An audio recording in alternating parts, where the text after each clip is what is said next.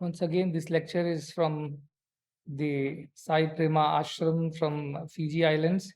And this morning, this ashram was officially inaugurated by the president of Fiji Islands. And we had devotees from over 12 countries representing the various foundations of Sai Global Federation of Foundations, which work on the motto of love all, serve all, where spirituality must express itself as service to society. And it was an it was a happy occasion that all the members of the foundation here and those who were watching us live from around the world participated in the official opening of this ashram. Though this ashram was built a couple of years ago, but because of the COVID pandemic and other reasons, it could not be officially opened. And now it's available, it's ready to serve the society here, to train and teach people in human values, and to create good people out of them. As we were discussing with the president over lunch, the need of the hour is to have more good people in the society. There are many great people who can do great things, but there are very few good people who want to do good things. And that goodness is real goodness. It should come from the heart, not for the sake of putting up a pretentious front or impressing someone with the good that we can do, but that goodness should truly come from the heart. And the president was telling that, yes, I have been told when I was brought up by my father told me that whatever I do, first I must think, then I must feel it in my heart, only then I must put it into action. What he meant by feeling in the heart is you must feel that what you're going to do is right. You should have the permission of your conscience. It should be in tune with your thought, word, and deed. And that is what goodness is all about. And it was such a wonderful interaction. We learned from each other about the values of Fiji Islands, about the ancient values that the people of Fiji have followed, and also how it is so similar to the Indian value system, and how all societies in the past were more or less founded on those simple basic human values of love, compassion, generosity, charity, service, sharing, caring. These were the simple human values which had kept the societies together and the world happier. But unfortunately, with the passage of time, this wonderful system of values in societies has been lost to the so called modern concepts where everybody is for themselves and their good doing good only involves them and their immediate family members, but it does not think of the whole world as their own. And that's perhaps the plight of Sri Krishna also in the last chapter when he says that first he taught this knowledge to the sun god, who taught it to the Vaswata Manu, who taught it to Ikshvaku. After that, it was lost to time because of lack of interest of the society, perhaps in this idea or in this knowledge, or lack of deserving disciples, or due to the lack of truly practicing teachers. And this knowledge was lost. Similarly, today, if we want to preserve this idea of humanness, there are three things required. One, the values themselves. Two, people who practice these values and they can teach it. And three, those who are willing to learn these values and practice it further. So this is the idea of setting up a new ashram. It's called the Center for Human Development. We all know from matter we become plants and plants become animals. Animals become human, that is development. And what should human become? Bhagavad Gita is all about that. What should you become? And how should you become? That is the beauty of Bhagavad Gita. It does not just tell you what you should become after being a human. It tells you how should you become divine and what happens when you become divine. And that is the knowledge that Krishna is teaching so-called Arjuna, who is just an instrument for us all to learn this knowledge of Bhagavad Gita. So we learned about Karma Yoga in the third chapter. Karma Yoga is so central, so crucial to all our life and existence because we all must work. Nobody who is born on this earth can escape work. So we should know how to work in a way that it redeems us and not binds us to this world, because we know the more we work, there are consequences of work, good and bad. Then those consequences lead us to births and deaths, and then we again get into the cycle of action reaction, and this goes on forever. To break away from this cycle, we have to learn how to do our actions in the right way. That's why so much emphasis on the Karma Yoga. And at this point of time, Arjuna is still to make up his mind whether he wants to fight the battle or not. The argument is still on. Krishna is slowly convincing Arjuna and trying to give him all kinds of logic, all explanations to make him accept the idea of doing his duty with the right attitude. So still Arjuna is not convinced, because as we see in the Karma Yoga chapter, Krishna teaches him most of the people in the world have worked for the welfare of others. The good people, why do they act in this world? Not for their selfish sake, but for the sake of others, like Janaka and others. Even Krishna says, I act for the sake of the welfare of all. I have no duty whatsoever in all the three worlds. Yet I am always busy doing good to others. And that is the purpose of karma. Why should we undertake action in this world? Not for our immediate good, but for the good of all. And that is the reason why people act in this world, is what Krishna was telling in Karma Yoga chapter. And then how jñāna karma sannyasa yoga, where he mentioned that how wise people behave in this world. Brahmarpadam, Brahmahavi, Brahmagno, Brahmanahutam. For them, everything is divinity. The act of worship, the act of doing something is divinity. The instrument through which it is done is divinity. The one who does is divinity. The one who receives is divinity. The doer, the enjoyer, everything is divine only. That is the idea that he was teaching, saying that when somebody attains this kind of wisdom, he is redeemed, because there is no bondage of action that comes to such a person. And he says, I have come into this world to teach this knowledge.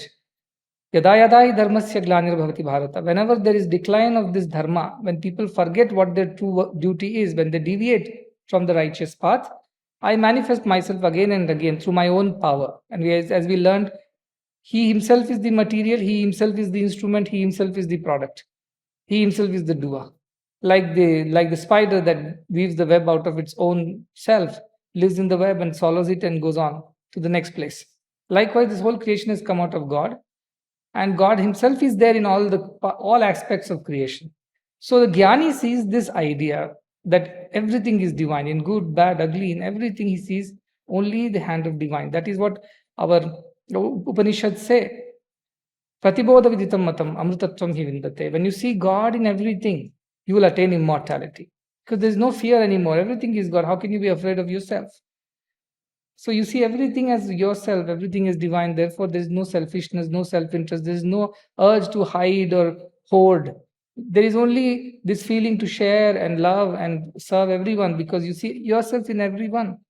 And that is the idea of the jñāna karma sannyasa yoga, where with this wisdom, the jñāna, that everything is divinity, the wise person goes about doing whatever he does. And Krishna praises this idea and he says, Nahi jnanena sadrisham pavitram hi vidyate. There is nothing greater than wisdom. This wisdom, this knowledge of self, this is the highest. There is nothing greater than that. One should try and attain this. Because once you attain this knowledge, you become peaceful at once. You don't have to struggle anymore. There is no more strife. There is no more anxiety, fear, no more delusion, no more doubts. Immediately you attain peace. Therefore, you must attain wisdom, he says. How do you attain wisdom? Go to a person who is wise. Tad viddit paripatena, pariprashnena sevaya. Serve the wise person. Win his favor. Win his grace. And then ask all the right questions, sincere questions, and the wise person will teach you. That is the Guru Shishya Parampara. Just as Krishna, in his superconscious state, taught to the sun god, and sun god taught to the Manu, and Manu taught to the Ishwaku, and the Parampara went on. So he says you must have a good disciple also to learn this knowledge. Simply you can't teach this knowledge to just anyone, as we heard. Arjuna is now in a dilemma. He says, on one side you're telling me to fight the battle over here and go and do your duty, do it with perfection, do it without the expectation of results, all that, do it for the welfare of all. And other side he said that actually you see, this knowledge is more important than all the other things in the world. And that's where Arjuna's confusion begins again. And I hope this doubt came to you also. If we all become wise first and then engage in action, then we will be freed from all the action and reaction. But you are telling first you undertake action and reaction and you will become wise later. But that's not a nice proposal. Please bless me. Many people say, Swami, put your hand on my head. Why? He said, I just want to attain brahmajñāna. I believe when you put your hand on my head, I'll become brahmajñāni. I said, whoever said that? Did I say that you'll become a brahmajñāni by my putting a hand on your head? So, no shortcuts to this. They hear the story, Ramakrishna Paramsa kicked Vivekananda, he attained brahmajñāna. That was only momentary for a trice. He didn't stay in that state forever. It was Ramakrishna Paramsa's way of attracting Vivekananda to his fold. Nothing more than that. So that was his idea. My idea is not to give you, I can give you everything free, nutrition, health, education. Brahmajñāna, I will not give it free. You have to work for it. Because if you don't work for it, you will never know its value. You will waste it. And even if you once in a while you attain that wisdom, next day it disappears if you have not earned it with your effort. So you have to deserve it. That's what Krishna is saying. How you deserve Shraddhavan labate jnanam. Shraddha should be there in this, that I want to attain that wisdom. And why should I attain the wisdom? Because that is the ultimate, Krishna says. If you know that knowledge of the self, you can act in the world with greater efficiency. Many people say, oh, those people who become engrossed in that self and that self-knowledge, in the bliss of Brahman, they almost become dysfunctional. People have to carry them around. And all this happens. So I call that samadhi as not the greatest one. See, that may happen to you by virtue of your purity or your divinity. But the greatest of the yogis, the greatest of the wise jñānis are those who are constantly engaged in action, yet they are not the doers, nor they are the enjoyers. See, that is jnāna karma sannyasa yoga. You're not giving up action, you're not renouncing the action. And there's no question of renouncing the fruit of action because you're not even attached to it. See, you'll renounce something when you have it, you don't even ask for it. So there's no question of renouncing or not renouncing the action or fruits of action. Because you're always acting from the seat of that highest wisdom, where you don't see yourself as the doer or enjoyer. You simply see yourself as a witness, and in that wisdom, whatever happens through you as an instrument of God, divinity manifests, expresses itself through you. So you are not the doer, so nothing taints you, nothing binds you. This is the idea of jnāna karma sannyasa yoga. Now Arjuna is quite a sharp disciple, you see, and he says in the next chapter, that is now the chapter 5 we are taking up. And now from Karma Yoga in 3rd chapter, Jnana Karma Sannyasa Yoga in the 4th chapter, we are coming to Karma Sannyasa Yoga as the 5th chapter. Seems like it's a lesser wisdom than the previous one, but there is a reason why the chapter has been named like that. See, the middle chapter was named Jnana Karma Sannyasa Yoga. With the wisdom of the self, knowledge of the self, you must be able to renounce action and the fruits. Renounce action in the sense doership. See, that is very important. Many people may misinterpret as renounce the action itself. We should not do. No, that is not. Inaction is not permitted. Krishna says inaction is not permitted.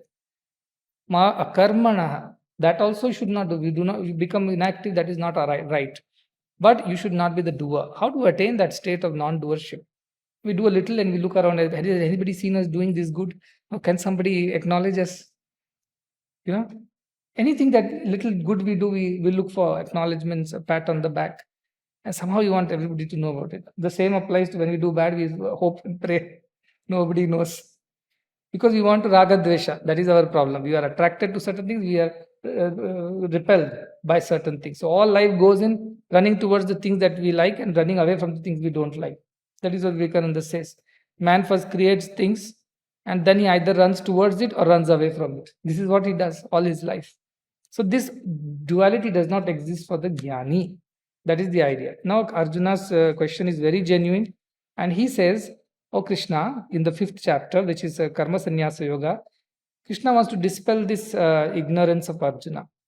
That acting for the sake of duty and renouncing the fruits of action because of the wisdom that you have are not different things. At the end, all this is one only.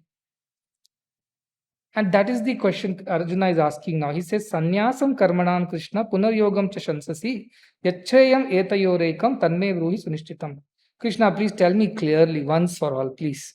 You keep coming up with new concepts and you're kind of confusing me. That's what it sounds like. He says, you mentioned just now, this sannyasa is better than karma yoga. Karma yoga means do actions for the sake of action and give up the results.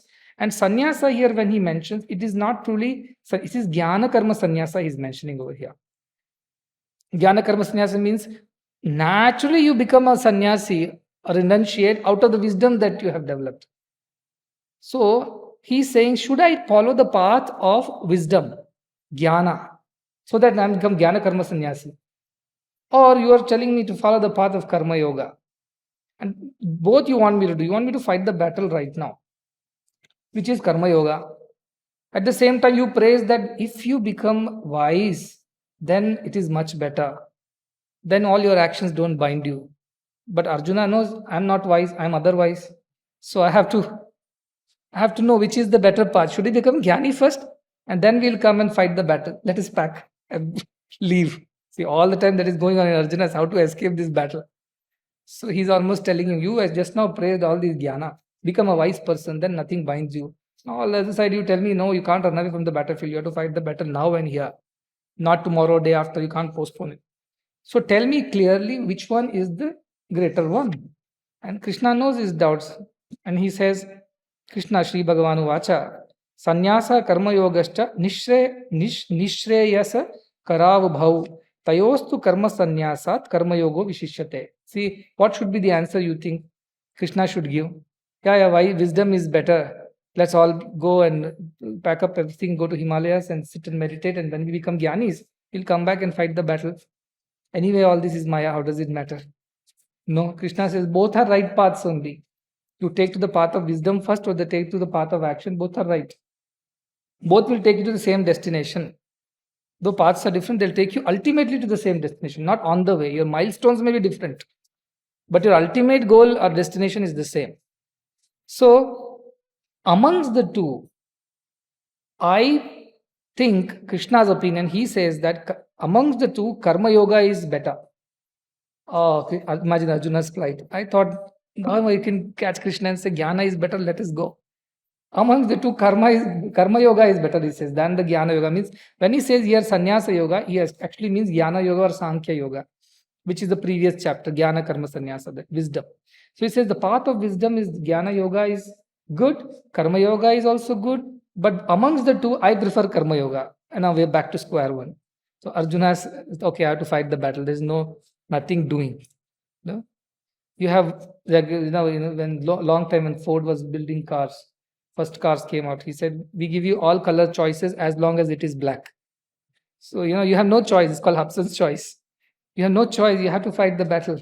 I'll give you all the choices as long as the choice is to fight the battle. Now, all Krishna is trying to teach Arjuna is how to fight the battle with what attitude, how to do it right. You can do it, but how to do it right. So he says like this. Now, before we get into more depth of this chapter, you must understand that what prohibits us from realizing our divinity. We all know divine is within Sarva Bhuta Antaratma. Krishna himself says, the one who sees me in all. I am the heart of everybody. The one who knows that he is a jñāni. Heart of everybody means his own heart also. So what is that which prevents us from seeing that divinity within? So our scriptures say there are three things, Mala, Vikshepa and Avarana. The Vedantic philosophy. Mala means impurity. Vikshepa means distractions, disturbances. And Avarana is like a veil, a cover. Think of the example of a mirror. So you want to go and see your face in the mirror, but the mirror is covered with a lot of dust and dirt. You can't see it. That is Mala. Now clean up the dust and dirt, but the mirror is shaky. No, it is moving. Then you can't see your reflection correctly. So that is the disturbance of Vikshepa. So you have to steady the mirror to see your face. And if the mirror is covered by a cloth, you can't see yourself either. So you have to remove the cover. And then you can see your face and do all the makeup that you want to do. So these three things are the ones which come in our way in realizing our divinity. Mala is impurities. To me, impurities are selfishness. I and mine is the impurity that we suffer from. The moment we get rid of these two, we are better. But then impurity is not enough. Mind should be steady also. Because mind can get distracted. And all the time your mind is quite at peace. But the moment you decide to meditate, that is when the mind is not willing to sit even for 10 minutes. It goes everywhere. At that moment only it goes everywhere. Don't meditate, you're quite peaceful. Try to meditate, the mind resists. All the thoughts that you say don't want to have, they will all appear at that moment. Like children, in our hostel. Don't go to that corner. Precisely, they'll go to that corner the next moment.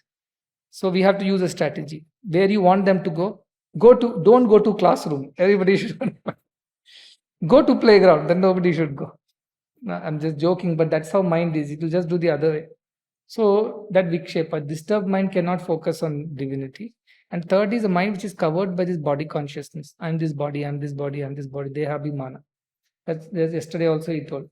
This wisdom has to be like a sword which destroys the ignorance within us. Dehabhimana, Pashena. We have been bound by this body consciousness for a long time, says Ashtavakra. So bodhoham jnana khadgena tan nishkritya sukhi bhava. Cut it away with the wisdom that I am that. Know that that is like a sword which cuts it asunder. So that is the idea. So these are the three things. Now, three problems and three remedies are also provided by our scriptures. Mala, the impurity that we have to remove. What is the impurity? I just said selfishness. So what should be its antidote? Selflessness. So all your actions, thought, word, and deed should become selfless. That will help you to purify your mind. A purified mind which does not have too many thoughts, it is a better mind, it is more stable mind. So the next problem is vikshepa, which is disturbances and distractions, not a steady mind, unsteady mind. So what is that? For that, meditation has been proposed. So you have to learn to focus your mind. Thoughts go here and there, bring them back again and again and again to the same thought, either a form or a name or an idea. You bring it continuously back to that. That is called upasana. We don't call it bhakti in Vedanta, we call it upasana in our Vedas. So keep bringing the thoughts back, and one pointed focus, concentration is required. We know Ashtanga Yoga is the dharana, dhyāna, samadhi, like that. So you bring that back again and again to the same focus point. But only a pure mind is capable of focusing. An impure mind is always distracted with something or the other. So that is the second thing, so upasana. And the third problem is avarana, the veil, the body consciousness. So what is the solution for that? Jnāna, they say. This wisdom that I am Atman, I am not the body. That is the third thing. So these three parts are always there, but they have their own reasons why they are. And Shankaracharya very nicely summarizes the whole thing. He says, Karmani chitya shuddhyartham ekagrartham upasana mokshartham brahma vidyayam iti vedanta dindima. For purification of mind, the first problem, mala, do actions which are selfless. This is his solution. After your mind is a little pure, you are able to meditate better. Then now start meditating to steady your mind. Meditation, upasana, ekagrartham, for concentration.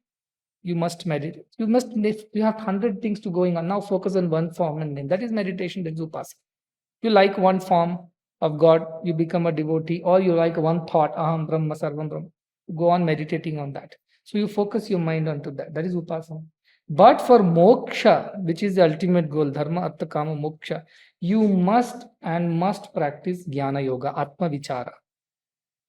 Who am I? Who am I? Who am I? Am I the body? Am I the mind? But they change, they come and go. But Atman is always the same, should not change. So you go on analyzing like this, and slowly you start realizing the truth that you are the self which is unchangeable, indestructible, and not the body and mind, which keep changing. So this is what the wisdom ultimately you must attain, and that is moksha. But to attain that, you must go through this process. How can you sit and meditate on the thought that I am divine? To develop that wisdom, if your mind is so distracted. So upasana is required. Meditation practices are required. How to meditate when your ugly thoughts are going on in your head? So purify your mind first. Remove unnecessary, unwanted thoughts. Therefore, for that, engage in action. Now, why do I keep our people so busy morning till evening? For purification of their mind. Chittasya shuddhaye karma na tu vastu palabdhaye vastu siddhi vicharena na kinchit karma kotibhi viveka chudamani.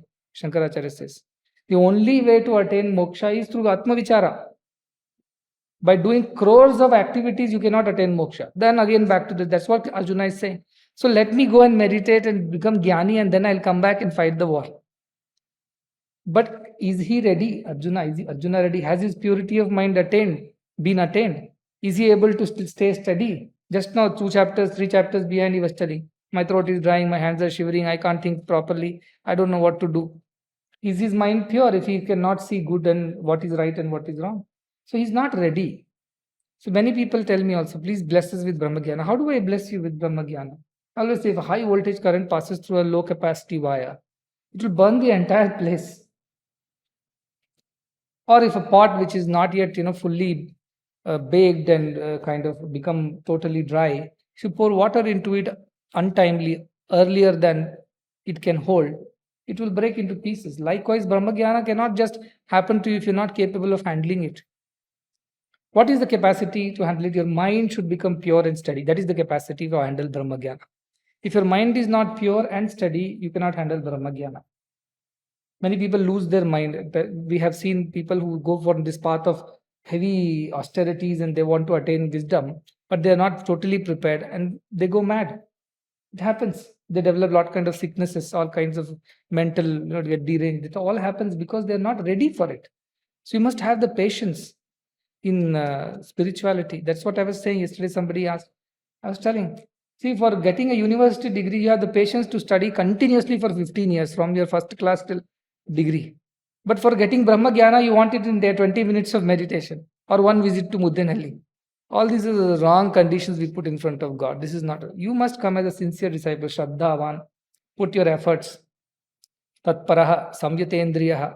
Your senses should be under control. Your mind should be under control. You should be ready and eager. Then brahmajñāna will come to you. So this is the idea. Like Shirdi Baba, one man comes, a rich man. He wants to attain brahmajñāna.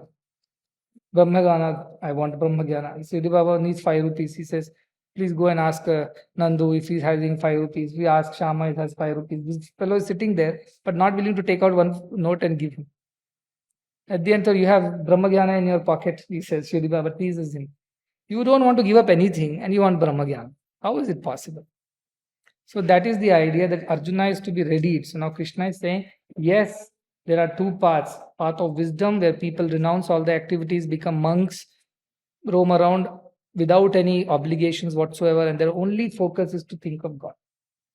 That is one path. We all know that a lot of saints and sages have done that. On the other side, there is the regular path. You become a brahmachari, the student, then you become the grahastha, householder, then you become a vanaprastha, forest dweller or a hermit, and then you become sannyāsī, which is a renunciate. Everybody has to become sannyāsī. That is the final step. But our scriptures allow you to become sannyāsī even early if you are ready for that. Like Shankaracharya sought the permission of his mother and embraced sannyasa at the 8th year. Or like Vivekananda took sannyasa. So many people have taken sannyasa, but they were ready for it. And that readiness came bahuni me vatitani, janmani tavacha Arjuna. So many births of readiness is that. Not in this birth, just like that. So that readiness, who knows? Guru knows. So don't pester Guru unnecessarily. He knows. So you do what he has asked you to do and he will guide you and give you what you deserve at the right time.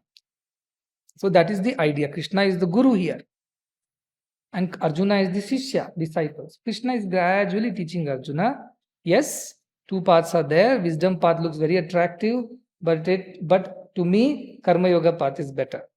Better for everybody who has not yet reached the readiness. The one who is ready, for him, it doesn't matter what work he does or doesn't do. But for those who are in the duality still, we can't talk about non-dual ideas. Many people say like that. They are living a dual life, but they talk about non-dual Advaita philosophy as per their convenience. That should not happen. So now you understand there are 3 paths: karma, upasana, and jnana. Here he is talking about jñāna and karma. Between the 2, which one is better? Krishna says karma is better. Karma yoga is better. Why? Because, he goes on to say, because in the karma yoga path, the purification of mind is most important. Without that, we can't proceed further. Now you have to go to Singapore, let's say. We are going to go to the Nandi airport. From there, we'll take a flight to Singapore. Now, if you tell me how to go to Singapore, I'll tell, take a taxi to Nandi. From Nandi, you take a flight to Singapore. Right? So should I take the taxi or the flight? You have to take both, but one after the other. That is the idea. Take karma yoga, purify your mind, do selfless service. That's why I insist everybody should serve. 24/7 they should serve, but selflessly. And these organizations provide you such a wonderful opportunity on a platter. Somebody who's working for a corporate or life somewhere, how selfless can he become? Tell me. How easy it is. If he becomes a jñāni, everything is okay. But if to attain that jñāna, how to lead a selfless life? Everywhere there is selfishness. So these organizations are beautiful creations of opportunities for everyone. That is the idea. So he says, we'll take the karma marga right now, karma yoga right now. That is the idea.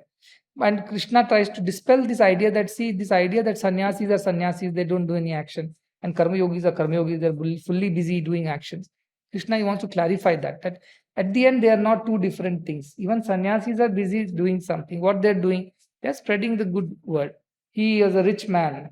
who gave up all his wealth and took it to Nam Sankirtana as his life's goal, roaming in the streets. Somebody asked, what do you do? Nothing. Lazy man, young man with children and wife, you have no responsibility. You roam around like this. He said, no, I'm not just wasting my time. I have taken upon myself the responsibility of spreading the name of the Lord and inspiring devotion in the hearts of men and women. That is my job that I have taken as a dasa, as a servant of the Lord. So that is also a job. So nobody escapes action. Even a sannyasi is acting in some way or the other. Only a person of wisdom who has realized this self is free from all the action. Even though he does action, nothing is done by him. The one who sees inaction, inaction, and action, inaction. That is what is the last chapter. So Krishna is saying in the third shloka, Geyam sa nitya sannyāsī yona dveshti na kankshati nirdvando hi mahabhavo sukham bandhat pramuchyate. He says, know that he alone is the true sannyasi. Sannyasi doesn't mean wear the ochre robe, shave off your head and take kamandalu mala and roam the streets or run away to Himalaya, sit in a cave. No, have no child and family. No, he says true sannyasi, nitya sannyasi. So at all times is detached. Who is that? Na dveshti na kankshati, who does not hate anybody, does not desire for anything. He is a true sannyasi. Nirdvando, he is free from duality, likes and dislikes, good, bad, success, failure, all the dualities, because the world is about duality. So he is beyond all the dualities of the world. Such a person easily gets rid of all the bondages. He is a true sannyasi. It means even if you are a sannyasi and you have not developed this, sannyasi means the one who is wearing an ochre robe and taken to this path. But he is not having this, then how is he going to be called as true sannyasi? So true nitya sannyasi is the one who's beyond duality. So can that be a person of grihastha? Yes, because mind-wise he is already given up. Janaka. Janaka is a king, father of many children, and a wife. He has a wife, he has a kingdom to rule. But in his mind, he becomes sannyasi. Why? Because he's not attached to anything, anyone. That is the idea of, guna sannyasa, it's called. Not karma sannyasa, guna sannyasa. Your mind should become a sannyasi mind. Body can continue with whatever activity you're doing. So Krishna is a yogi, despite having so many wives and children and all that. He's absolutely in control of mind and senses. He's absolutely established in the self. He's a sannyasi. So Krishna is saying such person alone can be truly called sannyasi, who at all times is beyond dualities. Don't go by this textbook definition of sannyasi. That's what he's telling to Arjuna. The one who gives up all the actions, roams around in the forest. No. That is not the jñāna marga. The true jñāna marga is when your mind is gone beyond the duality of life. Then he says, Sankhya yoga prithak bala pravadanti na panditaha ekam apyastita samyak ubhayo vindate phala. He says that Sankhya yoga means this yoga of wisdom, jñāna marga, and karma marga are separate things. Who says it? Bala. Immature people say it. But panditaha, the men of wisdom, never differentiate. They say everything is okay, everything is right. But unfortunately, in the name of philosophies of spirituality, how much fight and arguments have happened. Who argues? Who knows nothing argues. The one who knows will never open his mouth and argue. What's the point? Argue with a fool. Anyway, he'll not understand what you're saying. You'll look like a fool instead, because he'll be so clever to put all kinds of logic and make you look like a fool. So better, I just do that. Buddha was there. Some stories there.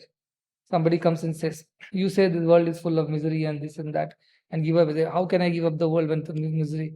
He says, you say that you should not argue with a fool and things like that. If you don't argue, how will we learn and things like that? He said, yes, you're right.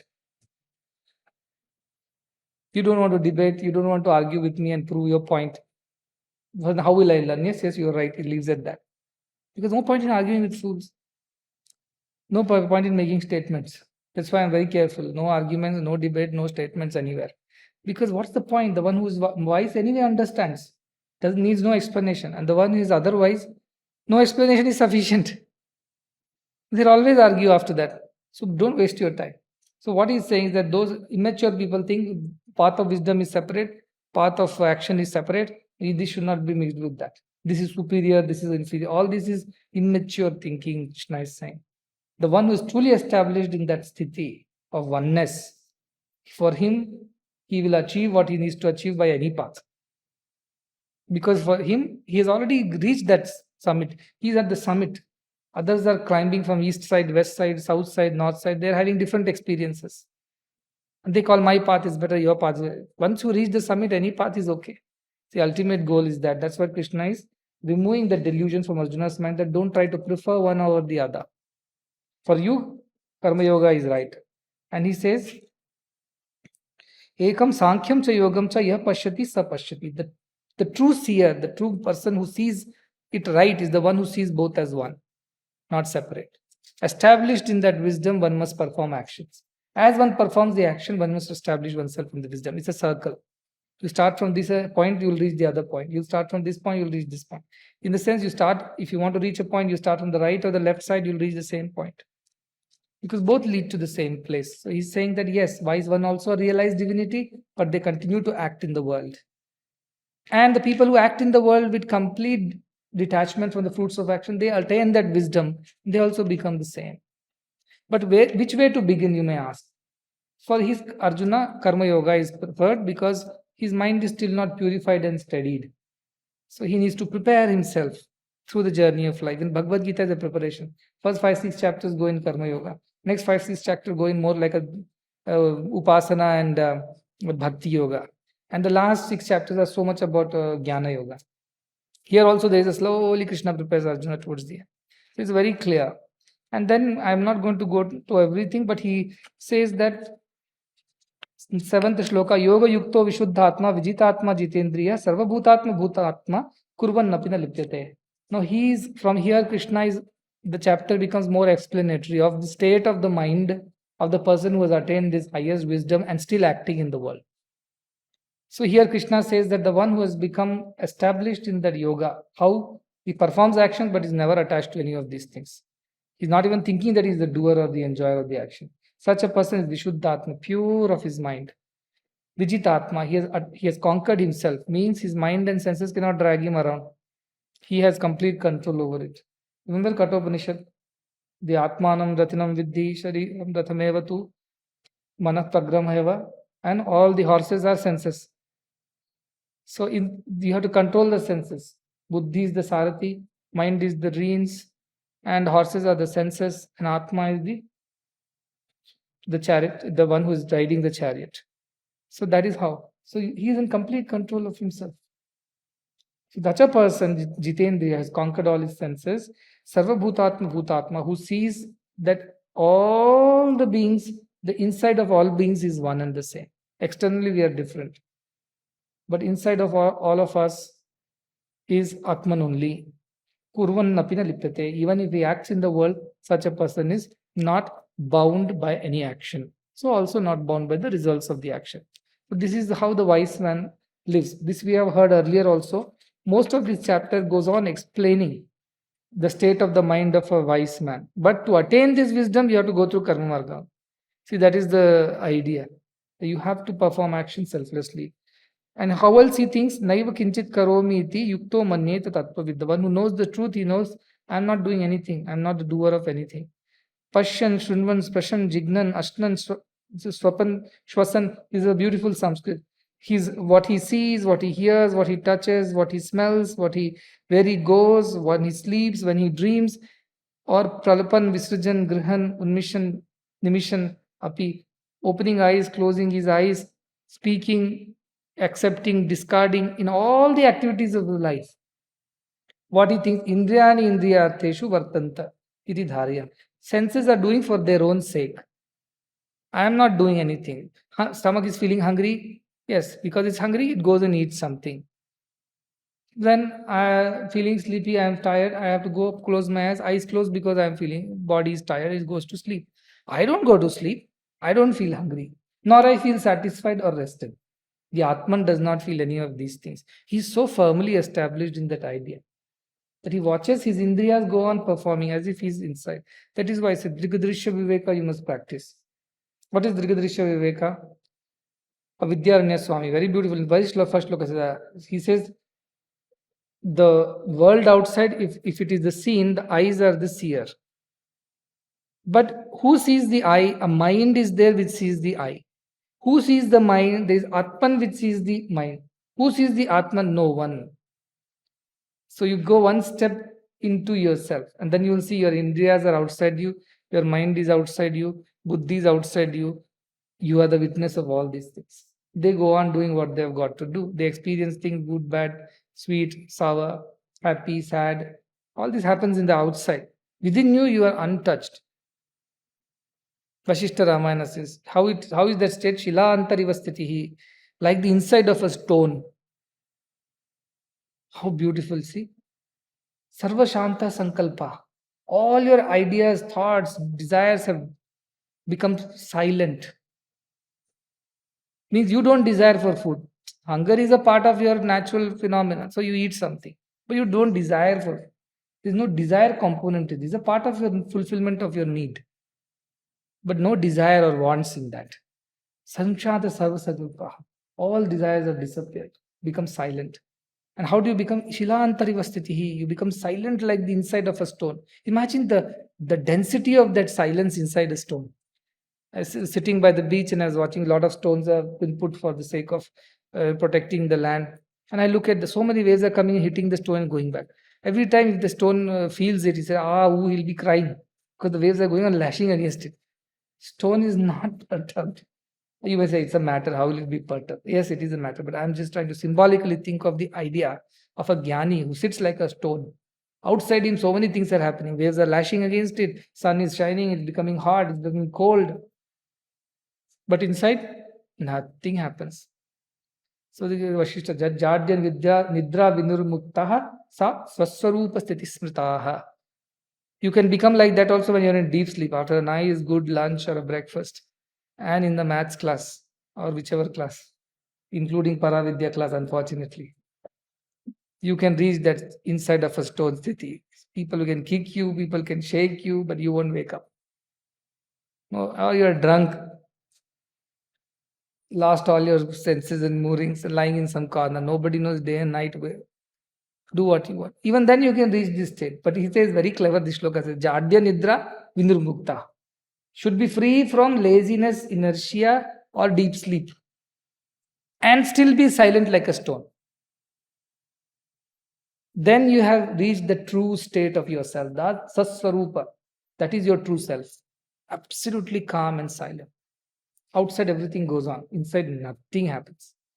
Antarvikalpa shunyasa bahisvachanda charina. Inside there are no thoughts. Outside there is tremendous activity. Swachanda means free. You are freely moving around.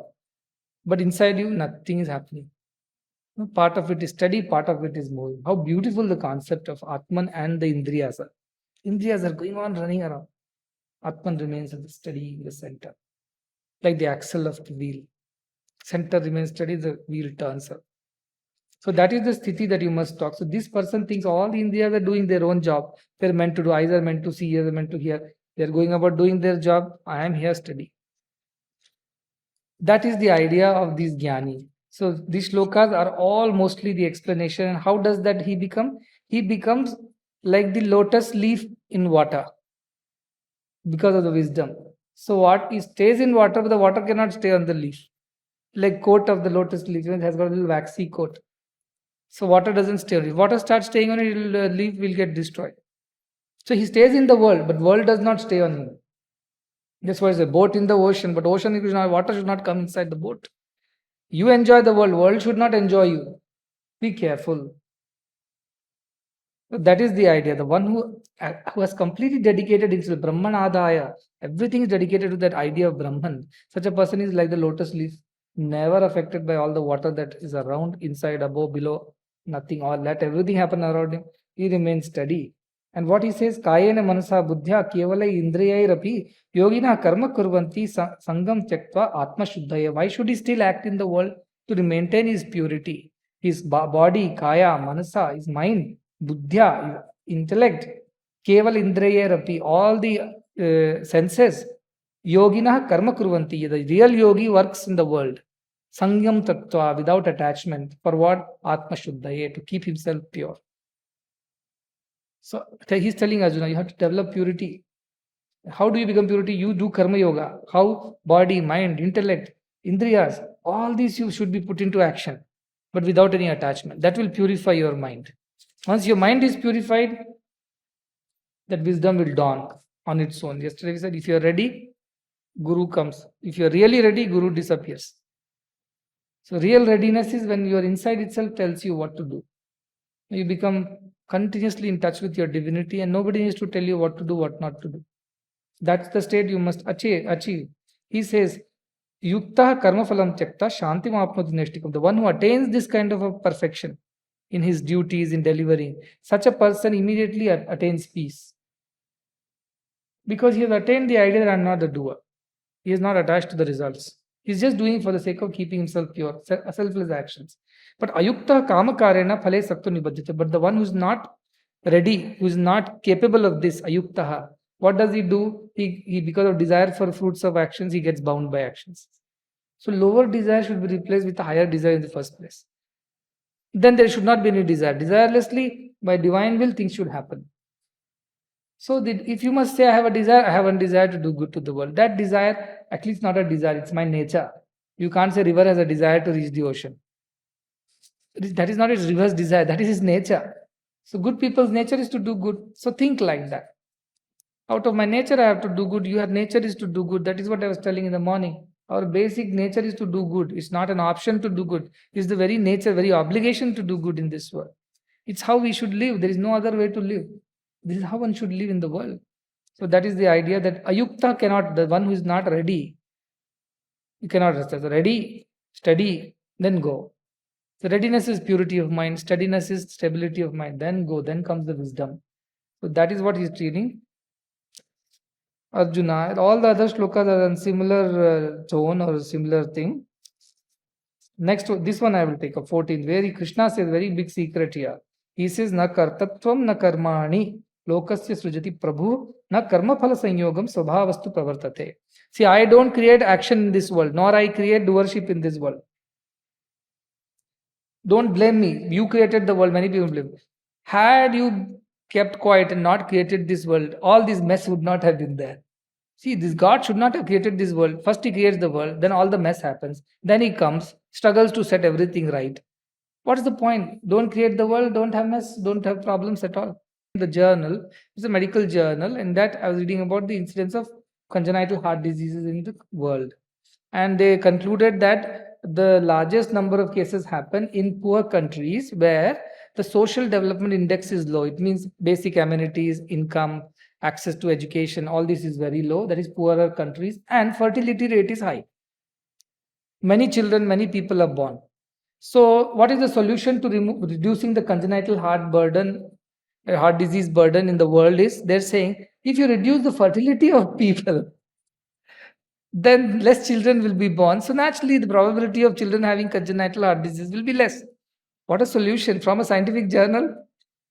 They're not talking about improving the social development index, giving access to nutrition, education, health. They're saying, if you reduce the overall fertility rate, in the sense everybody produces less children, we'll have less children born with heart diseases.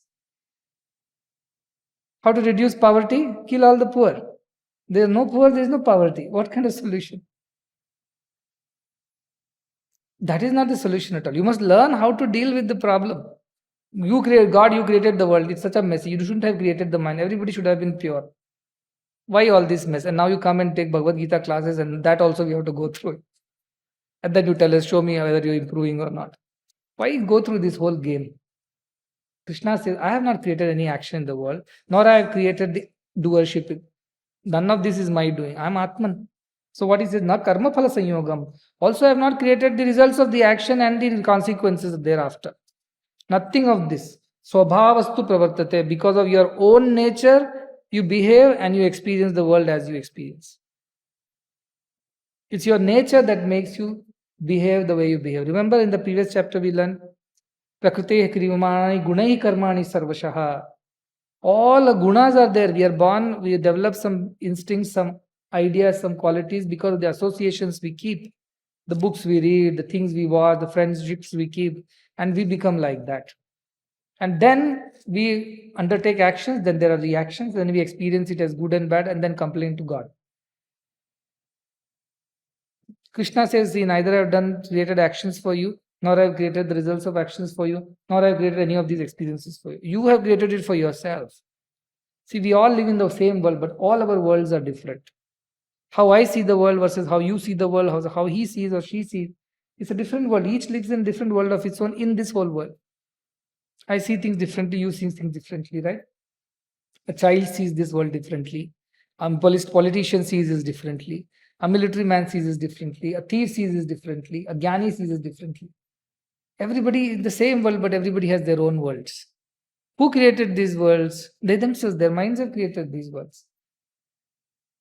Because their dispositions, their inclinations, which has been developed by them through various years of births of association with kinds of people. That's why it's keep good company. Keep good company is the first step in spirituality. Satsangatve nisangatvam. Start with satsanga. Push yourself to go to good company. Your mind will tell, let's go and have a party. But you must tell your mind, you should do your discrimination. No, that's not going to lead us to any happiness. Let's attend a satsanga. You'll learn something nice. That is how you have to train yourself. So it says that all this has been created, and the next one is very important. Here Krishna is simply absolving himself of all the responsibility of whatever people experience. He says, Nadatte kasyachit papam nachaiva sukritam vibhu ajnanena amritam jnanam tena mujyanti jantavaha. I don't give any merits or sins to anybody. People think because of ignorance and they get deluded. I neither give you sins, I don't give you rewards, nor I give you punishments. This is what I was telling in the morning. God's job is not to sit here like an accountant. We have a projection like Yama sits with Chitragupta. Chitragupta is the perennial accountant who keeps track of all our activities and then tells Yama how many whips, how many. No, that is not God's job. At least in the highest, purest state as Brahman, that's not his job. So he's saying, I'm not giving you merits and sins. Don't blame me tomorrow. You told me to fight the war. No, I am getting the sin of it. No, if you had fought with the right attitude, there was no sin and merit anyways. You don't understand how to do things and then you get stuck. Then you blame me for everything. That's not true. I don't give merit and sin. So somebody asked me a question. So when we pray that you should come and interfere and intervene in our problems, sometimes you do that, right? You come and guide us. You tell us, either come in a dream or tell us physically or some way you indicate. You help us in our situations. What is that? Are you not interfering? You're saying I don't interfere with anything. Your good is your good, your bad is your bad. I don't care. I'm not involved in it. I'm free. Wash off his hands. But he says, but you come and help and things like that. What is that then? I said, yes, if you pray to me and ask for help, like a good teacher, I will come and help the student. Not in the examination hall, but before. In your classroom, you're not getting something right. You want some help with your homework. I'll help you. Like parents will help you. Like a good friend will help you. I will help you to learn if you're sincere. I will not do your homework. I will not write your exams. But I will help you to write your exams. In the sense, I will teach you. To that extent, I interfere. Beyond that, I don't interfere. If you pray to God, He will come. But many times we don't want to pray to God. See, Dharmaraja was there. He was invited by Duryodhana for a game of dice. Dharmaraja very much knew that this Duryodhana is not a nice fellow. How much ever he tells, I have changed, I have transformed, I have become a good boy, it's not true. Yet this Dharmaraja went there. Why? Because he felt, I have become a king. All kings have this special privilege to gamble with each other. That was in those days a kingly thing to do. And it's a prestige thing for them. It's a status thing for them. So Dharmaraja felt it's a status symbol to go and play a game of dice or gamble with Duryodhana. Like, I am also king. I have plenty of wealth to let us see. And what happens?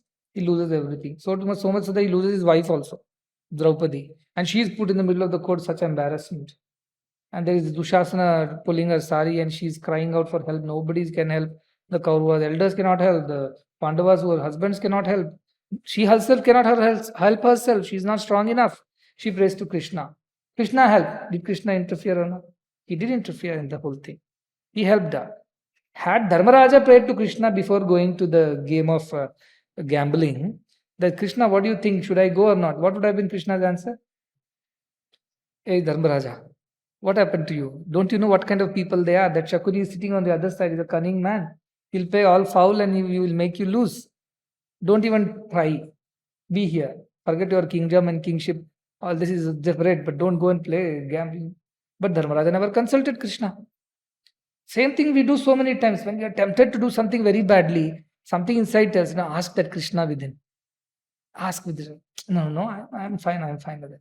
Then get into all the trouble. Where were you, God, when I was getting into trouble?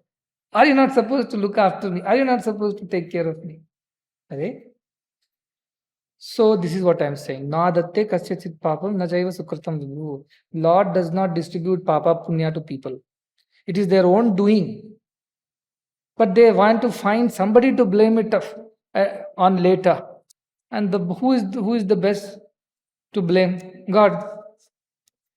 So that's how we blame God all the time for bad. Of course, we praise God for good also. But He's neither interested in your praise nor interested in your blames. Both are your own making. As long as you are ajñāni, this is what will be happening to you. A jñāni will accept both as God's grace. Why jñāni has no problem. I was telling one beautiful bhajan is there, Kabir Das bhajan. This woman has to go every day and fill a pot of water and come from the river. One day the pot cracks and breaks. What should be the reaction? Ayyo, my pot is broken. Now what will I do? Her reaction is good riddance. This pot is broken, no more filling water every day. भला हुआ मेरी मटकी फूटी, मैं पनिया भरन से छूटी, मेरे सर से टली बला. That is the Kabir Das. भला हुआ मेरी माला टूटी, मैं राम भजन से छूटी, मेरे सर से टली. Good that my mala has broken, my rosary beads have broken. Now no more I have to chant this name of Rama. In the sense, no more I have to get into these rituals to realize God. No more of this body consciousness, which is in the form of the pot, and suffering with this body conscious every day, trying to satisfy the urges of the body. Good riddance once for all. So the reaction of a yogi or a sannyāsī or a true sannyāsī or a true karma yogi is what when difficulties come and something goes out of hand, good riddance. Maybe it was not meant for me. It was simply dragging too much of my time and energy. It was taking away. Who knows, there might be something positive. So they will see positive in everything. Whether ajñānis will blame. So Krishna says, see, don't blame me for anything. I am teaching you everything. Based on which, if you take a decision and do the thing in the right way, you will experience good things. If you don't, you experience bad things. Both are your own making. I am not interfering with any of it.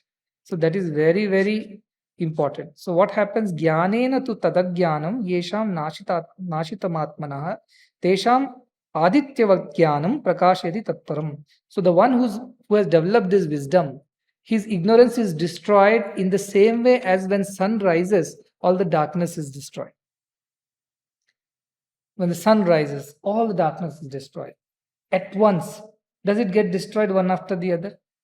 Everything is visible at once. That is what achirena tadi gacchati. Immediately you attain peace. You don't attain peace step by step. Immediate peace when you have that wisdom, jñāna. Like sun when it rises, everything is visible at once. Not one after the other. Same way, if the jñāni, once he attains this wisdom, for him everything becomes so clear. No more delusions, no more doubts, no more illusions. That is the beauty of jñāna. That's why again he's telling jñāna is important. But what he's trying to say, this jñāna can be attained through purification of mind. And purification of mind can be attained through selfless action. Not for the sake of results, but sake of discharging one's duty. That's it you do, selflessly. So what kind of people, again it goes on to explain.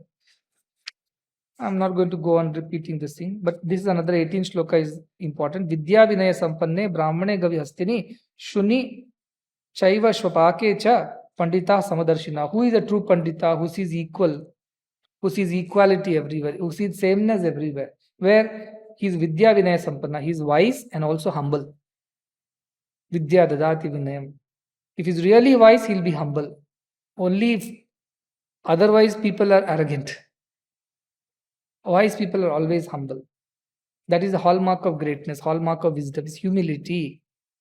That is what say Vidya Vinaya Sampanne. Those people who are like that, what they say in the Brahmins means the noble ones, in the cow, in the elephant, in the dog, and even those who eat dogs. It means people of a certain class, not so cultured and refined. In everyone, he sees the same thing, same oneness. He is a Pandita. That is a very beautiful definition. Pandita Samadarshinaha. Who is a Pandita means who is a man of wisdom? Samadarshina, who sees equalness or sameness everywhere. This is an important shloka, many people quote it. The idea is that that person sees the Atman. He doesn't see the external things. That's why when, see, we have such a huge organization. And we have workers like sweepers or even watchmen, and we also have vice chancellors and directors. I go and meet everybody with same love. In darshan, everybody has equal rights on me. If a watchman's child gets up and asks for a chocolate, I'll give the child also with the same love as the child of a minister who would come. Why? Because I'm not seeing him as a child of a watchman or child of a minister. I'm only seeing him as a child who deserves love and attention. I'm seeing the childhood in him, not whose child is. Like that, this yogi sees the Atman in everything, in everyone. Does not see the external differences. Therefore, he is equal minded with all. He doesn't differentiate. For the sake of worldly interaction, you must give respect to certain people for certain reasons. But within yourself, you should not feel any differences. Externally, you have to perform your action. So that is the idea. Pandita Samadarshina. Now you don't say, what is it in examination? This is a dog. No, that's the picture of an elephant. Bhagavad Gita. Dog, elephant, Allah, unde, everything is same. He'll say yes. One big zero. But this is 0, 0, 1, 2, everything same. Wrong usage of Bhagavad Gita should not happen. Samadarshana should be within.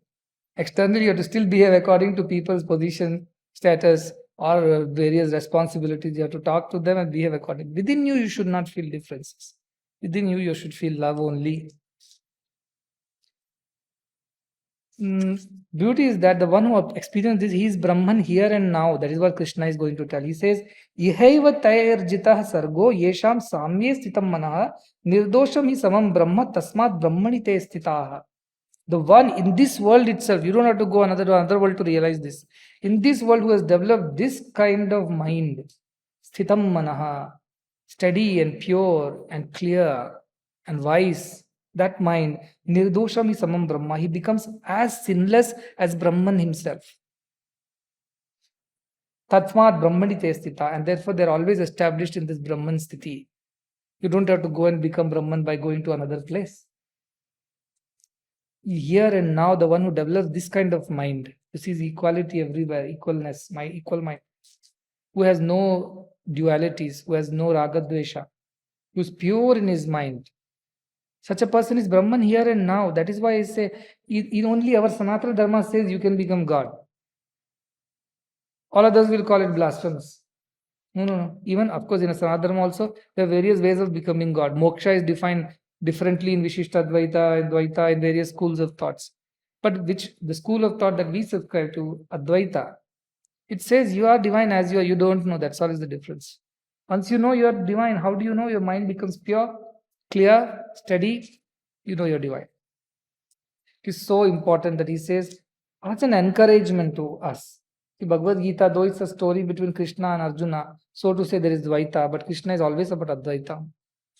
I am only in all, he says.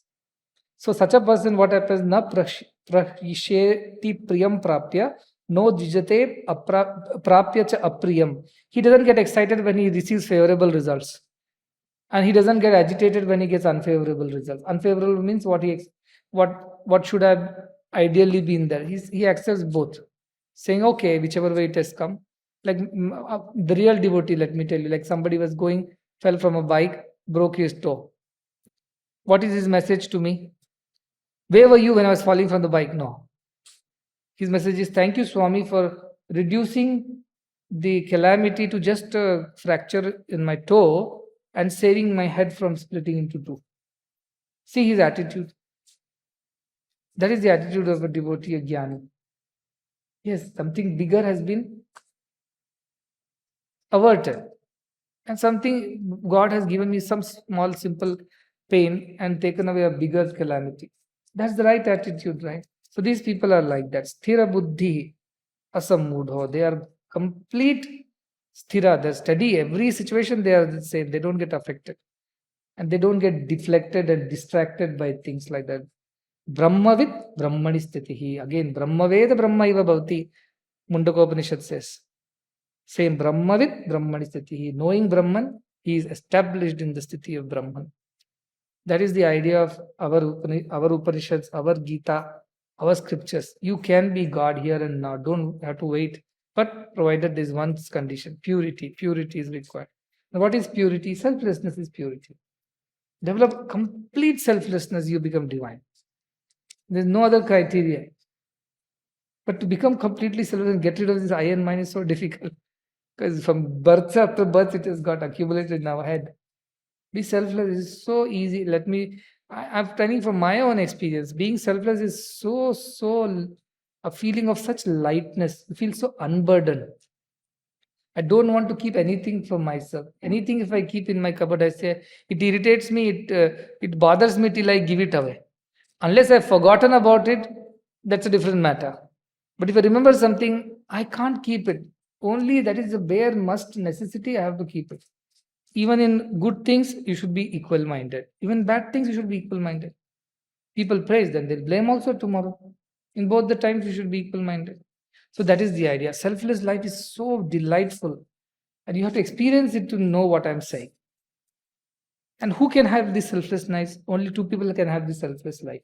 One was realize the self, realize divinity. He can be selfless. Two, a devotee who is completely surrendered to God. He can be selfless. Third person cannot be selfless. So if you can't be God, be a good devotee, a true devotee who is completely surrendered. Atmanivedanam. And then also you can lead a selfless, fearless life. Otherwise, realize your divinity, even then you will become selfless and fearless. Do one thing or the other, but don't remain selfish, because selfishness is impurity. Impurity means you can't attain wisdom. If you can't attain wisdom, your karmas will bind you, and you will be born again and again, creating more and more karmas for yourself. That is how the scriptures are giving us encouragement. And he says, these people, yehi sansparshaja bhoga dukkha yonaya evate adyantavantah kaunteya nateshu ramate buddha. 22nd shloka says, these people know these pleasures that come out of the external activities, or touch of the senses, in the sense whatever, seeing, touching, smelling, tasting, eating, these pleasures are temporary. Ultimately, they give us pain only. Today it may look like a pleasure, but tomorrow you develop a craving for it and you can't get it, it becomes a pain. What is addiction after all? Somebody gives you something and then you eat it. First day it feels nice. Next day if you don't get it, then you get restless. Imagine you were better the day before when you didn't have it and you were normal. Now you had excitement one day and next day you are depression. Then it becomes addiction. All the world is addictive. Anything is addictive. Fame is addictive, name is addictive, wealth is addictive, popularity is addictive, properties are addictive, power is addictive. It corrupts. All the worldly things are addictive in some way or the other. So one day it gives you pleasure, next day it gives you pain when you can't have it, and you can't have it all the day. So then you work towards it, you make yourself miserable, more miserable. So all these are born, all the experience of the world are temporary. They have a beginning and the adya antavantaha. They have a beginning, adya, and anta. They have beginning and end. Therefore, don't go by that. These jñānis don't go for them. What do? They do not enjoy these things at all. Enjoy means they don't put extra efforts to enjoy all these things, because that will make you miserable. They'll make you miserable tomorrow. What gives you pleasure today? Remember in the second shloka, Bhagavad Gita shloka, second chapter also it says, Shitoshna sukha dukkeshu. All this Shita, Ushna, whatever this matra sparshastu kaunteya, all because of your senses only you experience all these things. So, agama payino anityam, they come and go, they are temporary. Tam titiksha, so just bear it for the sake of bearing it. Don't get involved with them, he says. So that is the idea. And he says, Shaknoti heva yah sodhum prak sharira vimokshanat kama krodod bhavam vegam sayukta sasukhi nara. Who can be a happy person in this world? Despite all the distraction and all the things, the one who is able to control these things before he dies. Kama krodha means lobha, moha, mada, matsara, whole, etc., etc. What is that kama krodha? Means these desires and anger, these kind of things which are coming. Remember, kama esha, krodha esha, rajoguna samudbhavaha. They come with great force. Your desires and your anger, they come with temptations, come with great force. So one who's able to control that, that person alone is happy. And when should he control it? Before he leaves the body, he should be capable of controlling this. Otherwise, people at the deathbed also are thinking of pleasures. And they don't want to die also. Why? Because who knows, if I live some more time, I can go to 2 more countries and eat something nice and see something nice, experience something nice. They're not willing to leave. Why? Because still desires are left. That is what our Bhartrihari says. Krishnana jirna, vayameva jirna. We become old and we become weak. Our desires never become old. Desires are same, fresh and strong even in the last moment. That is the problem with it. The one who is able to conquer these things within one's own lifetime, such a person alone can be happy. What's the point in dying and then realizing, oh, why did I not do this? Kim sadhu na karu, kim pavana karu. That regret should not be there. That regret won't be there for a person who has conquered all these within the lifetime. And what this is important shloka, it says labante brahma nirvanam mrish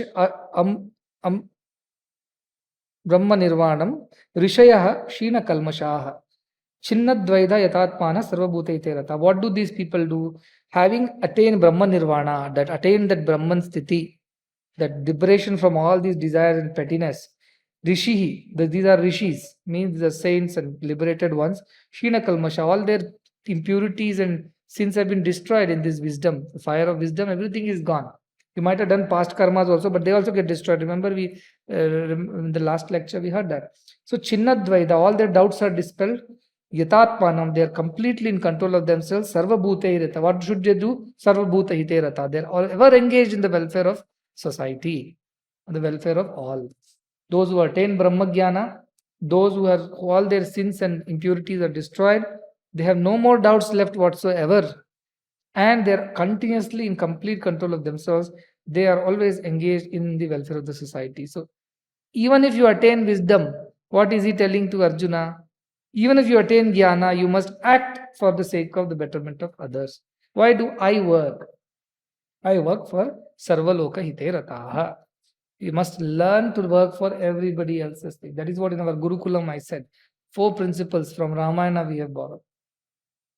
Sarva Veda Vidaha Dhiraha, Sarva Jnanopasampannaha, Sarve Samudita Gunahi, Sarva Bhuta Loka Hite Rataha, Sarva Bhuta Hite Rataha. Same thing. Rama comes back from his Gurukula. Vashishta tells his father, Dasharatha, your sons are so amazing. They are full of knowledge and wisdom. They know all the Vedas, they know all the Shastra, everything. But most importantly, he tells, they are all were engaged in the betterment and the welfare of others. So that is what I tell students. What do you study? Why do you do all the things? At the end, your goal should be to help the society. What's the use of all your knowledge just for earning money or getting promotions, becoming popular? That is a very, very low level of thinking. It should be for the betterment of the society, welfare of others. Sarva bhuta itarata. This is the typical quality of those who have attained brahmajñāna. They are ever engaged in the welfare of others, selflessly. So what is telling Arjuna, even through karma yoga, when you purify your mind and attain brahmajñāna, what will you end up doing? Not sitting in a cave in Himalayas. You will be ending up working for the welfare of the society any which ways. So work. Fight the battle, not for your sake, my sake, for the sake of dharma, for the sake of betterment of the society. Fight this. So this is how it goes on, and from here, slowly, Krishna is leading him to the next phase of upasana. So next chapter is dhyāna yoga, where Krishna talks about how one should meditate. Remember 3 steps. First is selfless action. Second is meditation. Third is wisdom. Same thing called as work, worship, wisdom. So work part Krishna is teaching. Now slowly he is taking towards the worship. Worship means the meditation part of the upasana kanda. So there is 27 and 28 shlokas which says Parshan kritva bahir bahyam chakshushuh chaivantare bhruvoh prana panav samo kritva nasa abhyantar charino. What does he do, this yogi? He cuts himself away from all the external contacts, closes his external eyes and meditates in between the brow, in between the 2 eyes, in the center of the brow. He meditates. And what prana apano samokritva, keeping his ingoing and outgoing breath in balance. We call it a jñāna state, where you are neither breathing out nor you're breathing in, you're holding your breath. Because that is the moment when your mind becomes absolutely steady. See, in meditation, holding breath is also very important. Slowly breathing is important because it calms down the mind. Watching your breath is important, but holding the breath is a very important aspect because it immediately calms your mind. Breath and mind are connected. If breath is faster, mind is agitated. It happens, excited mind, agitated mind. But when you're calmer, your breathing is slower. And if you don't breathe, mind becomes almost like a, without wind, the leaf falls onto the ground. dry leaf. Like that, mind settles very quickly. So this person's whole energy dwells in this nasal region where he controls his breath and controls the mind, thereby by meditating in the middle of the two eyes on the brow area. Yatentriya manobuddhi muni moksha parayanaha vigate cha bhaya krodho ya sada mukta evasaha. He says this man who is continuously engaged in this effort to control his mind and senses, such a person's mana, mind and buddhi, all these moksha parayana, all this dedicated for the sake of attaining liberation only. He's not using his faculty for any other purpose. He may work for any reason, but ultimately his goal is to attain liberation through action. And vigate cha bhaya krodha. He has given up idea of desires, fear, anger, and all the negativity. Yes, sada mukta evasa. The one who has given up it forever, given it up forever, such a person is free. So slowly, you see Krishna's methodology. Karma Yoga, from there he's taking him to the Upasana, to the meditative side of things. How does this yogi live? Even while he's going on, moving around, he's meditating always on the middle of the brow, because what it means is his mind is always withdrawn into the Brahman, while his body goes on performing various kind of actions. And he knows what? Bhoktaram yajna tapsam sarvalokam heshwaram sahridam suhridam sarvabhutanam gyatva mam shantimarchati. He knows that the enjoyer of all my deeds and the Lord of everything is in the heart of all beings. He is not the enjoyer. He knows that the Lord is the enjoyer who dwells in all the hearts. He is the true enjoyer of all our actions. And gyatva mam shanti mrchati. He immediately attains peace, knowing this. Mundaka there are two birds there, Dvasuparna sayuja sakhaya samanam vrukshe parishasya jate. There are two birds sitting on the same tree of the same kind. One bird goes on eating fruits, bitter and sweet, and either it's happy or sad. And the other bird simply sits watching everything calm. And then this lower bird thinks, what is this secret of the happiness of the upper bird? Always calm. I am the one who is happy one day, sad another day. And slowly it tries to reach the other bird and realizes there are no two birds. That is the Lord, Isha, Sarva Bhutana. That is the Lord. So once it realizes that I am not this mind, which is the lower bird, I am the Atman, which is the higher bird. Then it forgets all its misery. It becomes strong. It becomes strong. It becomes the Lord. It is no more the slave of senses. It becomes the Lord of senses. So that is what he is saying. The one who realizes this, he attains peace immediately, that I am not this body, mind, senses complex. I am the Atman. And that Atman is same in all. And that one enjoys everything. Enjoys in the sense, that is the one for whose sake everything happens. So that is the idea, and then they attain peace immediately. And this is the meditation we'll have to learn in the jñāna yoga. Who is the one who is enjoying? Who is within me and within you and within everything?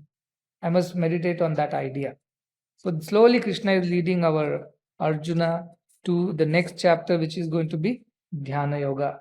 That is the art of, or the science of meditation or upasana.